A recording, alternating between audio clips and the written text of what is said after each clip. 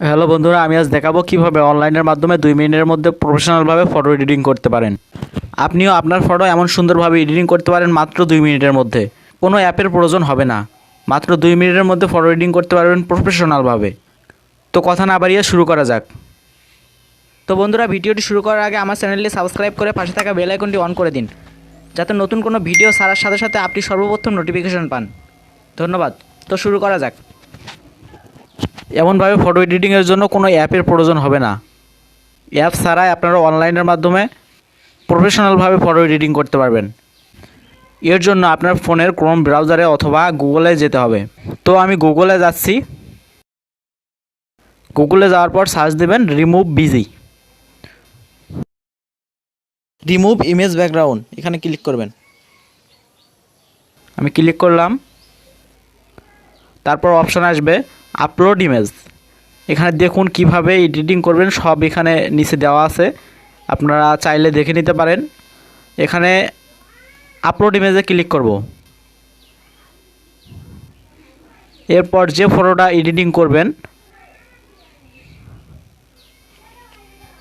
ওই ফটোটা আপনার এসডি কার্ডে আছে না ইন্টারনাল মেমোরিতে আছে, সেখান থেকে নিয়ে নেবেন, অথবা এখান থেকে আপনার গ্যালারিতে যেতে পারেন। তো আমি গ্যালারিতে যাচ্ছি। তো আমি গ্যালারিতে আসলাম। এখান থেকে আমি একটা আমার ফটো সিলেক্ট করে নিতেছি। সিলেক্ট করে নেওয়া শেষ। এবার এই ফটোটার ব্যাকগ্রাউন্ড দেখুন রিমুভ হয়ে গেছে, এখন শুধু ফটোটা আছে। আমি একটা ফটোর পিছনে ব্যাকগ্রাউন্ড সেট করব। এর জন্য এই যে এডিট অপশন দেখতেছেন, এই এডিটে ক্লিক করা লাগবে। তো আমি এডিটে গেলাম। এডিটে যাওয়ার পর এই যে নিচে অপশনগুলো দেখতেছেন, এখান থেকে আপনারা ব্যাকগ্রাউন্ড সিলেক্ট করতে পারেন। দেখুন আমি যেখানে চাপ দেব ওই ব্যাকগ্রাউন্ড ওখানে হবে। দেখুন সুন্দর সুন্দর ব্যাকগ্রাউন্ড আছে। অথবা আপনি আগে গুগল থেকে কিছু ব্যাকগ্রাউন্ড ডাউনলোড দিয়ে রাখতে পারেন। ডাউনলোড দেওয়া ব্যাকগ্রাউন্ডগুলো পিকের পিছনে দেওয়ার জন্য আপলোড ব্যাকগ্রাউন্ডে ক্লিক করা লাগবে। তো আমি আপলোড ব্যাকগ্রাউন্ডে যাচ্ছি। তো আমি যেটা ডাউনলোড দিয়ে রাখছি ওইটাতে ক্লিক করি। এখানে এই যে ডন লেখা দেখতেছেন, এই ডনে ক্লিক করবেন। দেখুন ব্যাকগ্রাউন্ডটা চেঞ্জ হয়েছে, এখন আমার পিকটা সেই সুন্দর লাগতেছে।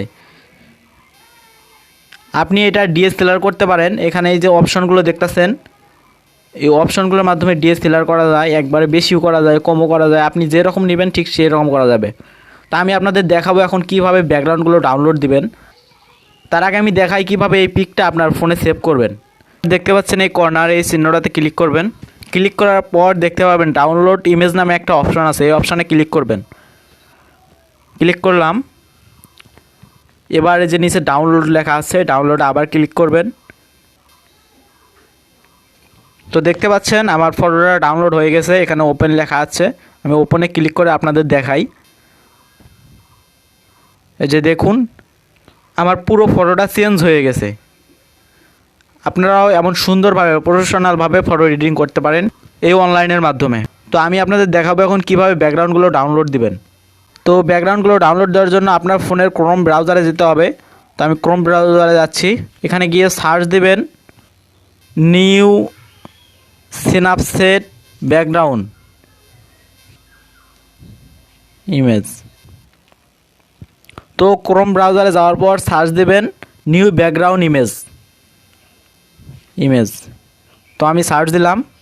দেখুন এখানে অনেকগুলো ব্যাকগ্রাউন্ড এসে গেছে। এখান থেকে আপনারা ইমেজে ক্লিক করবেন। এখানে ইমেজে ক্লিক করার পর অনেকগুলো ব্যাকগ্রাউন্ড আসবে। আপনাদের যে ব্যাকগ্রাউন্ডটা পছন্দ হবে সেই ব্যাকগ্রাউন্ডের ওপর ক্লিক করবেন। ক্লিক করার পর যখন ওপেন হবে তারপর ব্যাকগ্রাউন্ডের ওপর একটু চেপে ধরবেন। চেপে ধরার পর অনেকগুলো অপশন আসবে, এখান থেকে ডাউনলোড ইমেজে ক্লিক করবেন। ডাউনলোড ইমেজে ক্লিক করার পর আবার ডাউনলোডে ক্লিক করবেন। তো ডাউনলোড হয়ে গেছে। এভাবে আপনারা ব্যাকগ্রাউন্ডগুলো ডাউনলোড দিতে পারেন। এভাবে খুব অল্প সময়ে অসাধারণ ফটো এডিটিং করে সবাইকে চমকে দিতে পারেন আপনি। তো ভিডিওটি ভালো লাগলে আমার চ্যানেলটি সাবস্ক্রাইব করে পাশে থাকা বেল আইকনটি অন করে দিবেন, যাতে যে কোনো নতুন ভিডিও ছাড়ার সঙ্গে সঙ্গে আপনি নোটিফিকেশন পান। ধন্যবাদ এতক্ষণ আমার সাথে থাকার জন্য।